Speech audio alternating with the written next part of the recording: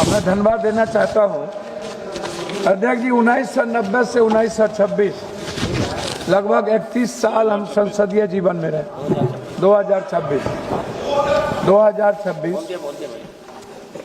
और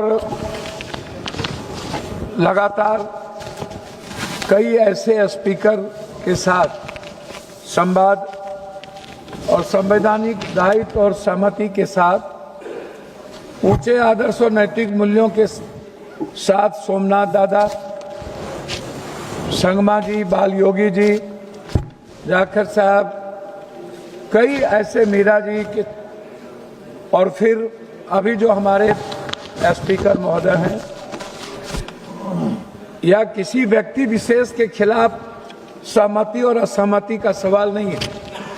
देश के 145 करोड़ लोगों के संघर्ष और उसकी आवाज, जो सबसे दुनिया की सबसे ऊंचे सदन, जहां ना जाने अनंत हजारों सैकड़ों वीर गाथाओं की कुर्बानी और संघर्ष का प्रतीक है।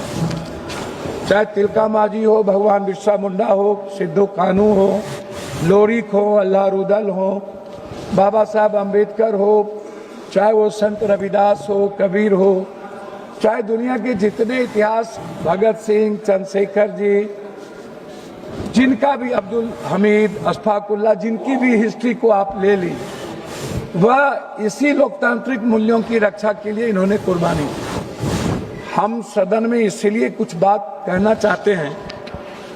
उसमें सबसे बड़ी बात है कि जब भीड़ जो है ना, वह लोकतांत्रिक व्यवस्था की ताकत नहीं है, वो हिंसा का स्वरूप बन जाता है। हम अटल जी के साथ भी काम किए और उनके मंत्रिमंडल में भी थे, चंद्रशेखर जी, मुलायम सिंह यादव जी, और जो अभी हमारे एक मित्र कह रहे थे, बीजू दादा के साथ भी हमने संसदीय जीवन का निर्वहन किया। हम अटल जी के गवर्नमेंट में भी थे। हमें याद है अटल जी की एक एक शब्द को, अडवाणी जी के एक एक शब्द को, मुलायम सिंह जी और चंद्रशेखर जी किस तरह हाउस में हमको प्रोटेक्ट करते थे। हाँ, मंत्रिमंडल में थे। आपको याद नहीं है, फेडरल डेमोक्रेटिक पार्टी मंत्रिमंडल में थे। आप जानते नहीं, आप आए कब? मेरे यहाँ भुज्जा खाते थे आप, आपको पता नहीं है? मेरे घर पर आकर के भुज्जा खाते थे आप। पप्पू जी लॉ मिनिस्टर थे। पप्पू जी नहीं, वही तो मैंने कहा। मेरे घर पर आप आकर के मानी गिरिराज जी, आप बैठ जाइए। चुप रही। मानी गिरिराज जी आए कब? गिरिराज जी बैठ जाइए।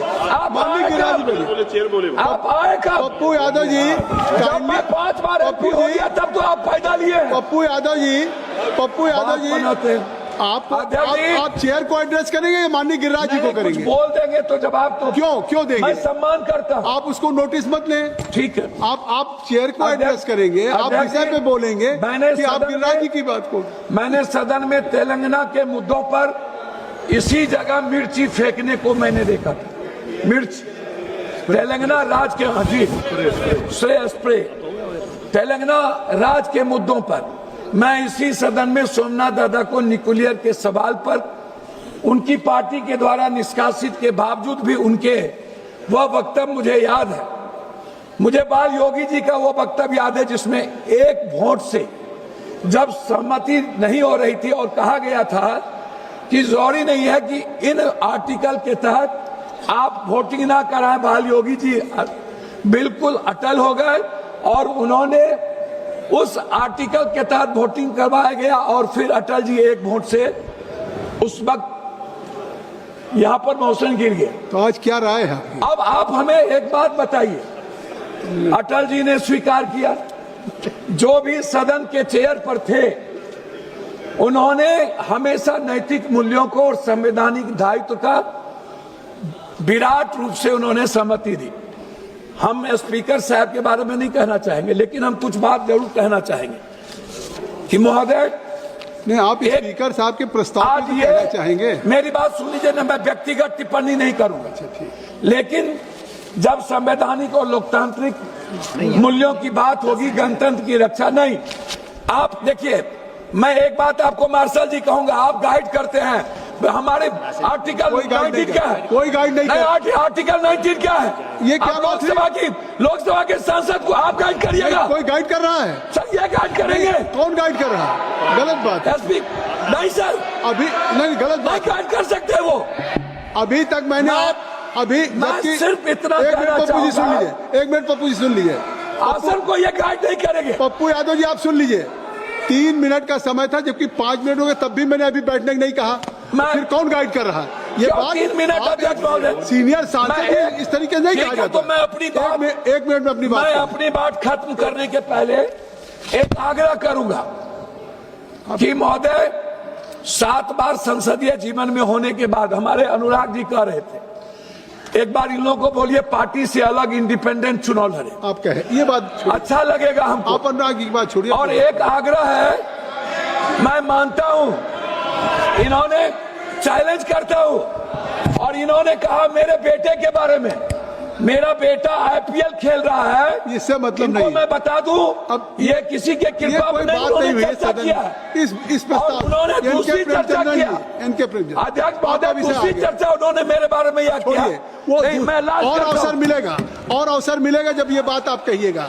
आपको अभी डिमांड फॉर ग्रांट्स पे अवसर मिलेगा। क्रिकेट खेलने की बात यहाँ क्या करें? सर एक मिनट कंक्लूड कर दीजिए, अपनी बात कंक्लूड कर दीजिए।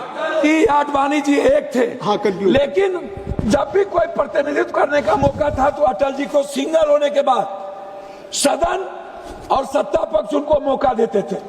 यहाँ पर सुषमा स्वराज जी का स्पीच याद है मुझे, कंक्लूड करिए। सोनिया गांधी और सुषमा जी का वो मुझे याद है। तो कंक्लूड करिए। मुझे जसवंत सिंह और जसवंत सिन्हा के साथ काम करने का मौका मिला। मैं सिर्फ इतना कहूंगा कि हर सदन के एमपी की गरिमा और हिंदुस्तान के 145 करोड़ की आवाज प्रेमचंद जी इस सदन। धन्यवाद।